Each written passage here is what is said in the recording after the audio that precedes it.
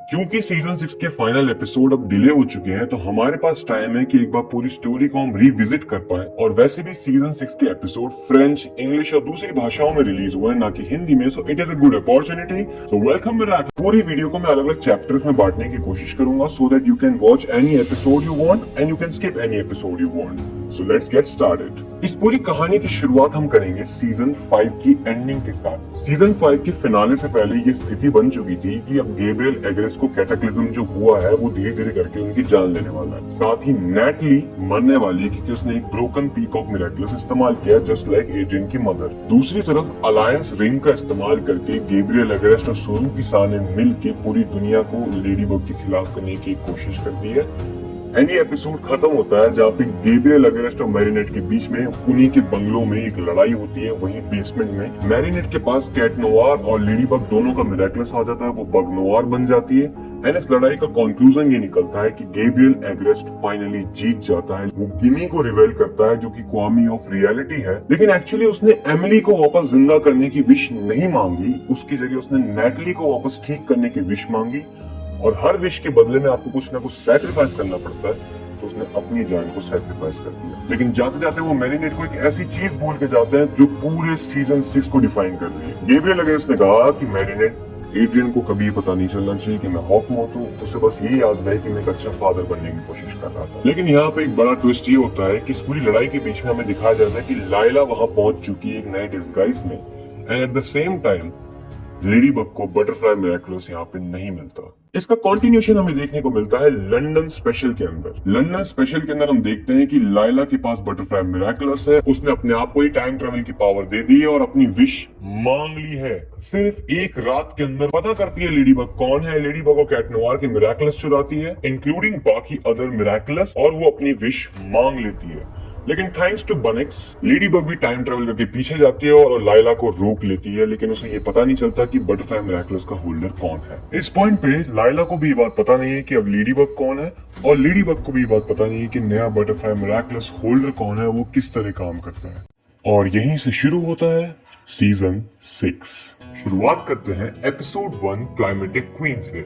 नाम से ही पता चल रहा होगा ये एक ईस्टर एग है सीजन 1 में आए स्टॉर्मी वेदर एपिसोड से, क्योंकि यहाँ पे मिरेकलस ने अपने आप को एक सॉफ्ट रिबूट दिया है।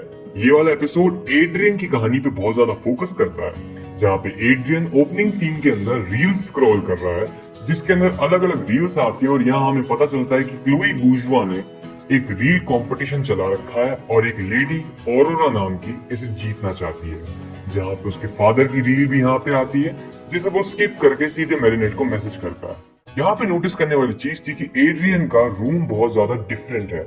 यहाँ पे सामान कम है, उसका बेड गायब है, दीवार पे पेंट चेंज हो चुका है। टेक्निकली ये पूरा रूम डाउनग्रेड हो चुका है। आगे हम एड्रियन को पैनकेक्स बनाते हुए देखते हैं, बिल्कुल उसके फादर की तरह। ये सीजन 5 को लेके एक ईस्टर एग था, जहाँ पे वो नेटली से पूछता है कि उसके पैनकेक उसके फादर जितने अच्छे तो नहीं होंगे, लेकिन नेटली बोलती नहीं, तुम्हारे बनाए पैनकेक्स तुम्हारे फादर के कंपैरिजन में तो बहुत अच्छे हैं। जहाँ पे इस पूरे एपिसोड के अंदर एड्रियन को ये स्ट्रगल करते हुए देखते हैं कि वो अपना एक पैशन ढूंढना चाह रहा है, जिसके लिए वो मैरिनेट की हेल्प भी लेता है। जहाँ पे हम देखते हैं कि पेपराजीज मैरिनेट और एड्रियन के पीछे पड़े हुए हैं, उनकी कपल न्यूज डाल रहे हैं हर जगह पे।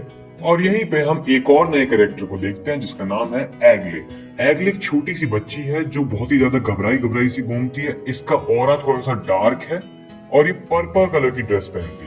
एग्ले ऑरोरा से बात कर रही है, जहाँ ऑरोरा ये कोशिश कर रही है कि वो सोशल मीडिया पे किसी तरह फर्स्ट आए, लेकिन वो आ नहीं पा रही। एग्ले उसे काम डाउन करने की कोशिश करती है और कहती है अभी भी तुम्हारे पास समय, यू कैन डू इट। वहीं दूसरी तरफ मैरिनेट और एड्रियन अलग अलग वर्कशॉप में पार्टिसिपेट करते हैं और कोशिश करते हैं कि एड्रियन किसी तरह अपना जो टैलेंट है, अपना जो पैशन है वो ढूंढ पाए। लेकिन यहाँ पे ऑरोरा ज्यादा फॉलोअर्स हासिल करने के लिए मैरिनेट और एड्रियन के ब्रेकअप के बारे में रूमर फैलाती है, लेकिन फिर भी वो नंबर 5 से ऊपर नहीं आ पाती, इसलिए वो बहुत ज्यादा परेशान हो जाती है और अकोमेटाइज हो जाती है।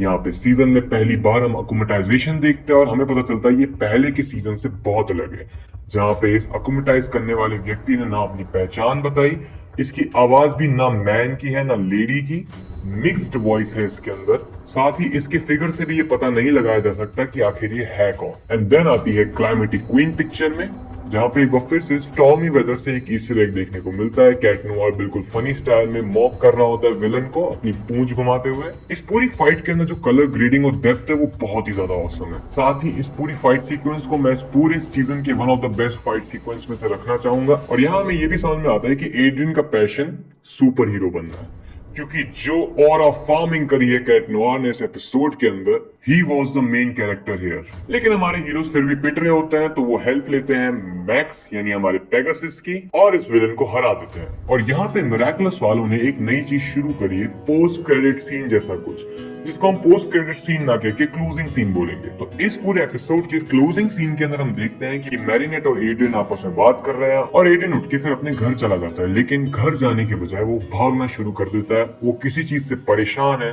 फ्रस्ट्रेटेड है, उसे कोई चीज की कमी महसूस हो रही है and we all know it's his father. और यहाँ पे हम एक और नई कैरेक्टर को देखते हैं, एक लेडी जो एड्रियन के पास आती है जॉगिंग करते हुए और एड्रियन से पूछती है अकेले जॉगिंग क्यों करते हो। दोनों साथ में जॉगिंग करना शुरू करते हैं and her name is सबलाइन।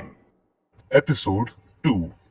Episode 2 की स्टार्टिंग में हम देखते हैं कि नई बटरफ्लाई मिराकुलस होल्डर आसपास डायरी से घिरी हुई है और एक डायरी के अंदर वो अपना प्लान लिख रही है।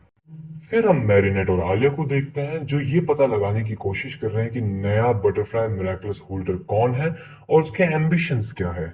मैरिनेट अपने क्लमजी स्वभाव के चलते पैनिक कर रही है और आलिया बड़ी शांत है। जहां पे इस एपिसोड के अंदर मैरिनेट और एड्रियन के रिलेशनशिप के ऊपर फोकस किया जाता है, क्योंकि ये रिलेशनशिप दोनों के लिए नया नया है और मैरिनेट का बिहेवियर बहुत ज्यादा क्लमजी है, तो मैरिनेट बहुत ज्यादा डरी हुई है एड्रियन को अकेले फेस करने से। वो ये पता लगाने की कोशिश कर रही है कि आखिर रिलेशनशिप में करना क्या होता है। वो इधर उधर देखती है, आसपास के कपल से चीजों को कॉपी करती है, आलिया और नीनो को अपने साथ ले जाने की कोशिश करती है और जब वो बहुत ज्यादा घबरा जाती है तो वो लेडी बग में ट्रांसफॉर्म हो जाती है और शहर में दूसरे हीरोज की मदद करने चल देती है। इसी पूरी सीक्वेंस के बीच में मैरिनेट और एड्रियन एक कैफे में जाके बैठते हैं। ये कैफे इस एपिसोड के अंदर बहुत इंपॉर्टेंट है, क्योंकि इसी कैफे के अंदर एक ड्राइंग करती हुई बच्ची है जो कि अकोमेटाइज होके बन जाती है इलस्ट्रेटर। कैरा पेस, रीना रूस, लेडी बग और कैट नोवार ये चारों मिलके इलस्ट्रेटर को हरा देते हैं। इसी बीच में ये भी पता लगाने की कोशिश करते हैं कि आखिर नया मिराकुलस होल्डर काम कैसे करता है या फिर वो कौन है। जहां पे जब ये बच्ची डीअकोमेटाइज हो जाती है तो वो लेडी बग को अपनी ड्राइंग कॉपी में से एक ड्राइंग देती है जो एक्चुअली लेडी बग का ही स्केच होता है, जिसको मैरिनेट बाद में अपनी डायरी में लगा लेती है। जहां पे इस एपिसोड के एंड के अंदर हम आलिया और मैरिनेट को वापस से यही डिस्कस करते हुए देखते हैं कि आखिर ये नया मिराकुलस होल्डर क्या है और कैसे काम करता है। इस बार मैरिनेट बहुत ज्यादा पॉजिटिव थी, लेकिन यहाँ पे मैरिनेट एक ऐसा डिसीजन लेती है जो शायद बहुत ही लैंडमार्क हो सकता है इस पूरे सीजन और आगे के पूरे मिराकुलस के लिए। यहाँ पे टिकी एक क्वागाटामा बनाती है। क्वागाटामा एक ऐसी मिराकुलस चीज है जो यदि एक गार्डियन या फिर एक मिराकुलस होल्डर किसी और को अगर दे देता है तो उस मिराकुलस होल्डर को कुछ हो जाने पे या फिर उसकी पावर रिनाउंस कर देने पे जो क्वागाटामा होल्डर होगा वो नया मिराकुलस होल्डर बन जाएगा। यहाँ पे मैरिनेट सेम चीज करती है, वो आलिया को क्वागाटामा देती है ये बोलते हुए कि इन केस मैरिनेट को कुछ हो जाए तो आलिया नई लेडी बग और नई गार्डियन भी बनेगी। यहाँ पे हमें एक नई बात और पता चलती है कि अगर आलिया गार्डियन बनती है तो लेडी बग यानी मैरिनेट के गार्डियन बनने से लेके गार्डियन रिनाउंस करने तक की जितनी भी मेमोरीज मैरिनेट के पास है उस सब का एक्सेस आलिया को भी मिल जाएगा। इस एपिसोड के एंड में मैरिनेट और एड्रियन आपस में बातचीत करते हैं और ये फिगर आउट करने की कोशिश करते हैं कि रिलेशनशिप कैसा होता है। दोनों के लिए बिल्कुल नया एक्सपीरियंस है और दोनों साथ मिलके इसको समझने की कोशिश करेंगे। और एक बार फिर से क्लोजिंग सीन के अंदर हम देखते हैं वही कैफे जिसके अंदर एड्रियन और मैरिनेट गए थे, वहां पे एक और लेडी है जिसके पास वैसी ही ब्लैक डायरी है जैसी बटरफ्लाई मिराकुलस होल्डर के पास है और उस डायरी के अंदर वो कुछ ना कुछ नोट कर रही है, जहां वो कहती है कि मैं हर तरफ हूं, मैं हर जगह हूं, मैं कहीं नहीं हूं, तुम हमें कभी नहीं ढूंढ पाओगे, मुझे कभी नहीं ढूंढ पाओगे, तुम लोगों को कुछ पता नहीं चलेगा। और ये एपिसोड खत्म हो जाता है, एपिसोड 3। लेकिन रुको रुको, यहां हमें जरा रुकना पड़ेगा क्योंकि ये एक नई टाइप की वीडियो है और मैं ये जानना चाहता हूँ कि आखिर मेरी ऑडियंस इस टाइप की वीडियो देखना चाहती भी है या फिर नहीं। मुझे बड़ा ही मैरिनेट टाइप का फील आया है बोलते हुए। इस पार्ट को मैं छोटा ही रखूंगा ताकि मैं आप लोगों का रिस्पॉन्स ले पाऊं। इफ यू वांट कि मैं इसी तरह की वीडियो के और पार्ट बनाऊं जिसके अंदर और भी ज्यादा एपिसोड को कंपाइल करके मैं एक ही वीडियो में हिंदी में एक्सप्लेन करूं, जस्ट कमेंट इट डाउन। तो लेट्स से अगर इस पे 110 लाइक्स आ जाते हैं so I will make second part as soon as possible, जिसमें मैं इससे भी ज्यादा एपिसोड को एक साथ कवर करूंगा। लेकिन तब तक के लिए मैं मिलता हूं आपसे अगले वाले एपिसोड में। Bye bye.